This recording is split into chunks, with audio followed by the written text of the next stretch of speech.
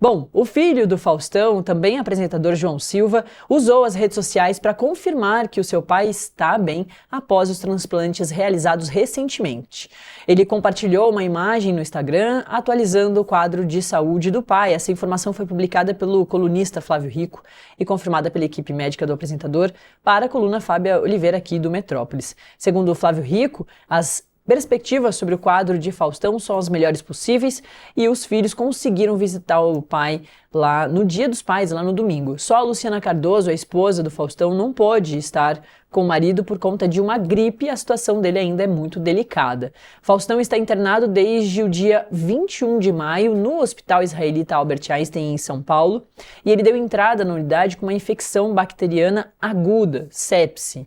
Nos dias 7 e 8 de agosto, o comunicador de 75 anos foi submetido a um transplante de fígado e a um retransplante renal, que estava programado há um ano.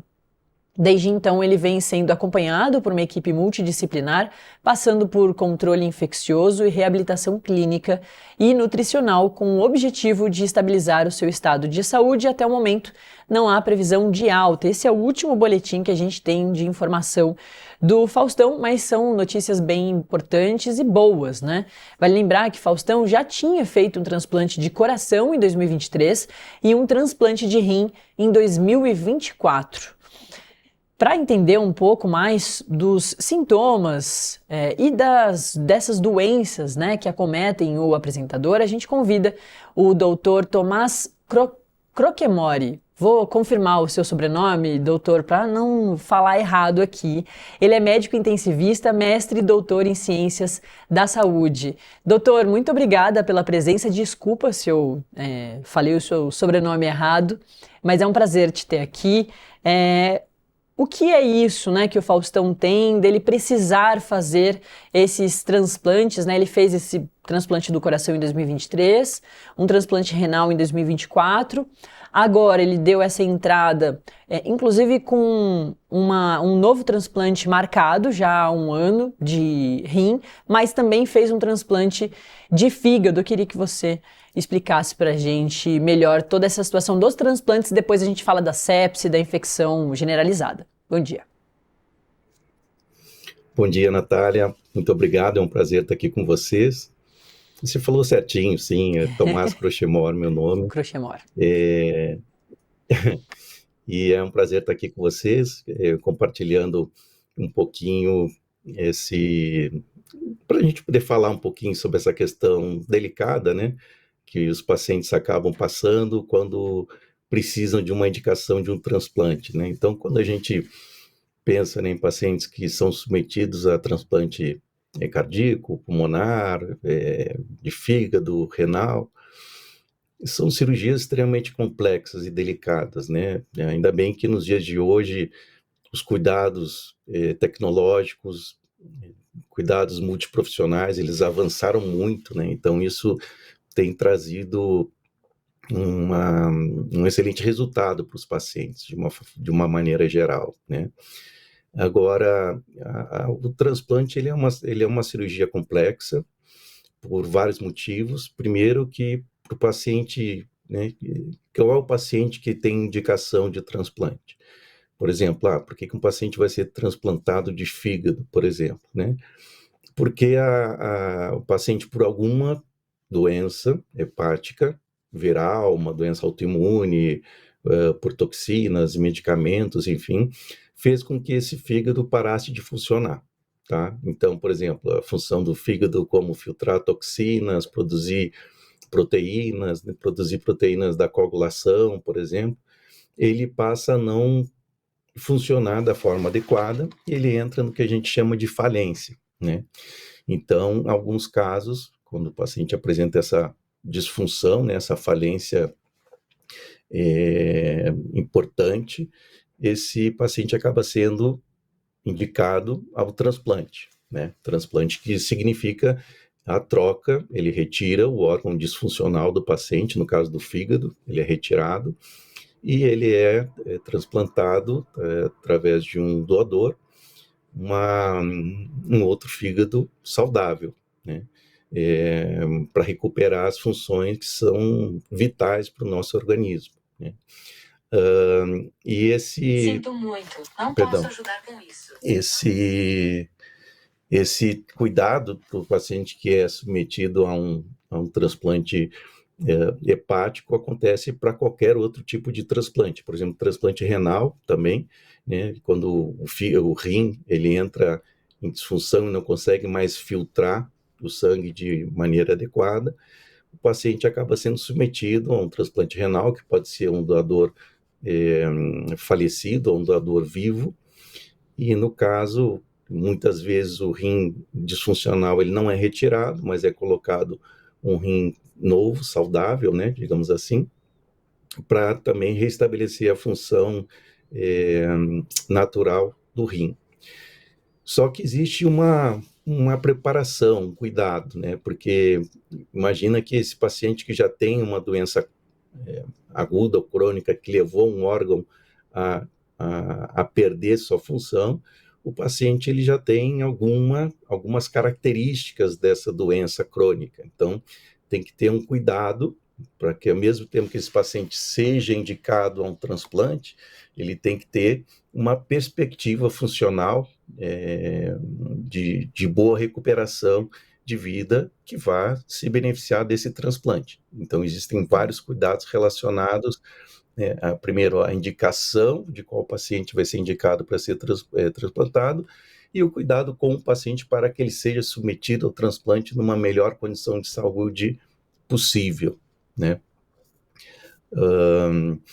Então, não sei se deu para entender um pouco sobre a característica dos transplantes, né? Doutor, a gente me parece que conhece mais os leigos, né? As pessoas leigas conhecem mais ou ouvem mais relatos do transplante renal muito por causa da diabetes, né? A gente tem um conhecimento por mais pessoas, enfim, próximas terem e relacionar mais a questão da diabetes, o transplante renal.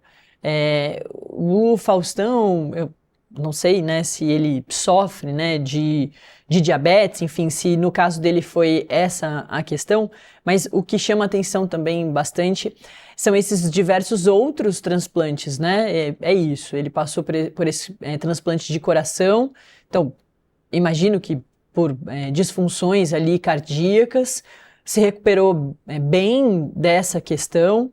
Depois ele passou por esse primeiro transplante renal, que eu acho que vale a gente reforçar com o senhor, doutor. Quando se faz o transplante renal, a gente tem 2 rins, não é exatamente dos 2 rins, né? É de um rim, enfim, imagino que tenha também essa especificidade, inclusive depois ele passa por esse segundo transplante, que a gente chama de retransplante renal, e no mesmo período, ele também passa por um transplante de fígado. E aí ele também dá entrada no hospital com uma infecção generalizada, né, que é a sepse. Tudo isso está relacionado, doutor, ou são questões que aconteceram próximas ali por outros motivos, não exatamente por por esses sinais de falência de alguns órgãos ou da disfunção desses órgãos? Perfeito.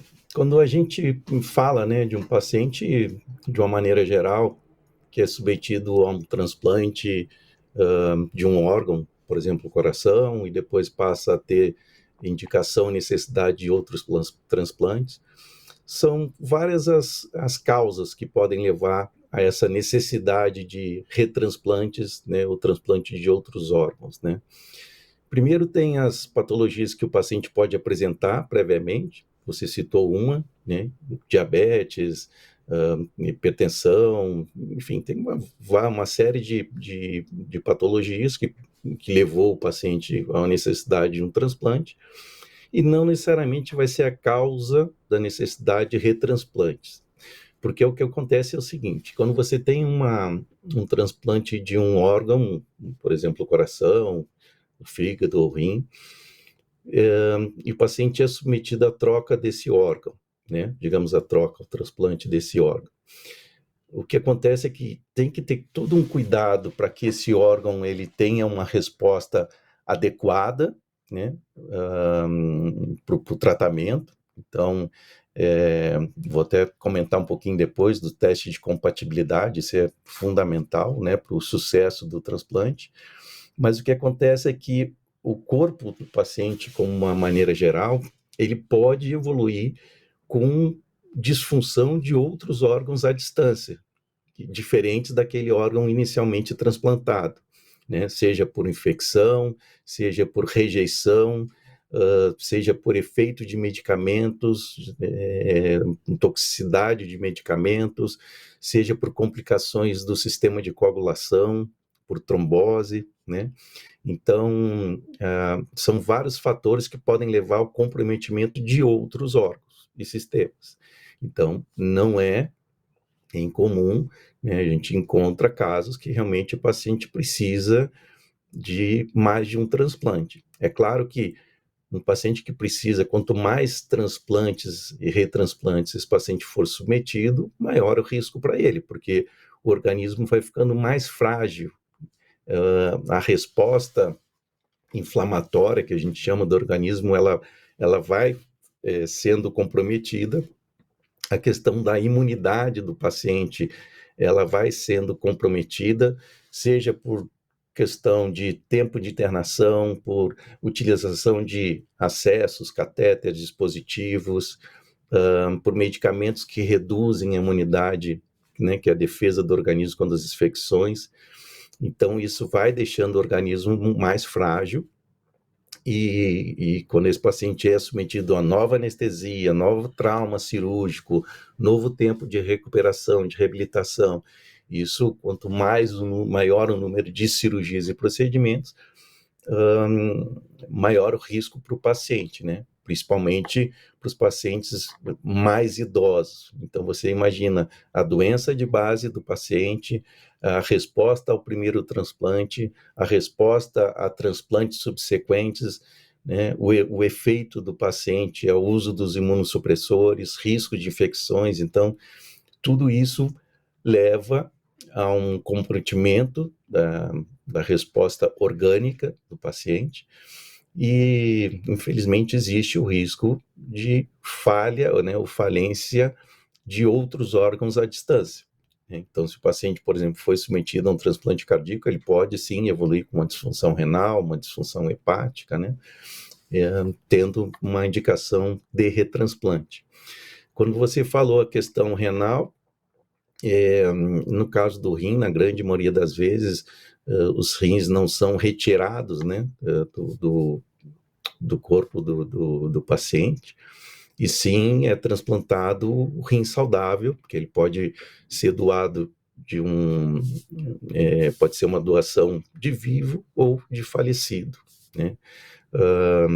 E a partir do transplante desse novo órgão, o corpo ele passa a se readaptar a essa nova função, né? A esse novo órgão, né? Então, é fundamental ter um cuidado quando um paciente é indicado para o transplante, é fundamental fazer uma avaliação que a gente chama de um teste de compatibilidade, né?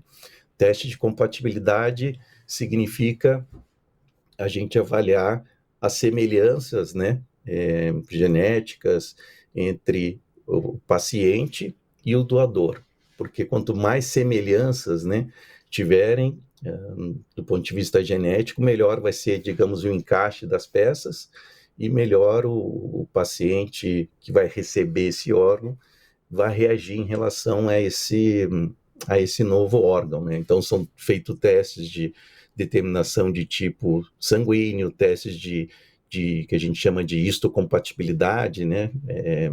Do sistema HLA, justamente para avaliar a semelhança genética entre o doador e o receptor, provas cruzadas, testes adicionais, como é fundamental o tamanho, né, do órgão para que seja compatível com o receptor. Então, esse cuidado de compatibilidade do órgão é feita antes né, da indicação cirúrgica. Isso é fundamental, porque isso vai ser determinante para o sucesso da cirurgia desse paciente. Então, quanto melhor for feito essa avaliação de compatibilidade, melhores os resultados dessa avaliação de compatibilidade, melhor vai ser o resultado clínico do paciente. Doutor, a gente viu também com essa questão, desde o transplante de coração em 2023, do Faustão, muita gente criticando, falando sobre a fila, mas o que a gente vê é que ele é um paciente de urgência, né, que está na fila da urgência, e não naquela fila que demora muito mesmo. A gente acompanha isso de parentes, amigos, a gente fica sabendo gente que está nessa fila para o transplante, que muitas vezes demora muito mais do que a pessoa ali espera, e que nos casos do Faustão, esses transplantes foram muito rápidos devido à urgência. Na questão do transplante renal, inclusive, a gente vê que é isso, por termos 2 rins, muitas vezes pode ser um familiar também, né, doutor, que pode ser esse doador. Acho que a gente pode reforçar isso. Claro, no caso dos outros órgãos, não tem como, né? É um doador, enfim, de órgãos que já faleceu, porque são órgãos que a gente só tem um. Mas no caso do rim, a gente já ouviu relatos de familiares que puderam fazer essa doação. Então também, nesse caso renal, se tiver toda essa compatibilidade, pode ser que o transplante aconteça de forma um pouco mais rápida, por isso, né, por conseguir utilizar um órgão ali de uma pessoa próxima. Mas claro, acho que é importante ressaltar essa questão da compatibilidade que você bem pontuou, que também é um processo complexo, né? Nada é muito rápido, porque tudo é muito delicado no quadro desses pacientes. Sim, aí você tocou em pontos importantes, né? Assim, a questão renal, realmente, o paciente, de uma forma geral, a gente tem 2 rins, né? Existe essa possibilidade da doação, do doador em vivo. Então, significa que... Por que a gente fala dos familiares, né? Porque eles tendem a ter uma coincidência, né, uma semelhança genética maior. Então, isso facilita muito a questão da não rejeição, né, da aceitação do organismo do paciente para o novo órgão transplantado. Então, isso ajuda muito a questão, né, do familiar, né, de você achar rapidamente a questão do órgão. Então, isso facilita muito, né. Essa questão da fila, né, que sempre preocupa, ela é, digamos assim, organizada através de um sistema nacional de transplante, tá? Não significa, isso não é por gravidade exclusivamente que o paciente entra na fila e ele vai ser escolhido, priorizado ou não, né? Existem uma série de... Esse sistema, ele é ligado ao Ministério de Saúde, e existe uma série de critérios muito claros e objetivos, né? Todos esses pacientes que são indicados a entrar numa fila, eles são registrados, são rigorosamente auditados, né?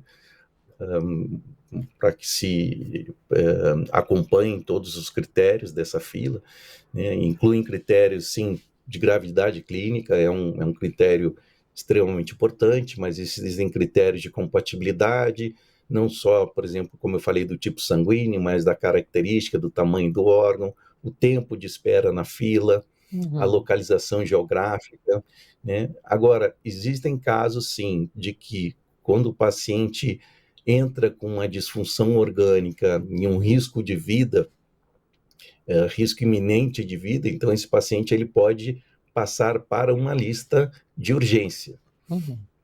Então, porque ele já não tem mais tempo de espera, né? Então, esse paciente passa à frente por conta de questão realmente, indicação de risco de vida, né? Então, ele passa para uma lista de urgência e ele passa na frente de outros pacientes. Mas tudo isso é controlado, acompanhado, regulado, com uma transparência muito grande.